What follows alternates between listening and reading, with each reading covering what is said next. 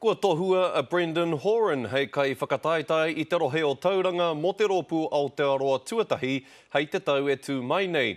Ko ia te kai whakataetai tuatahi o Aotearoa tuatahi kia tohua mo tērā tau.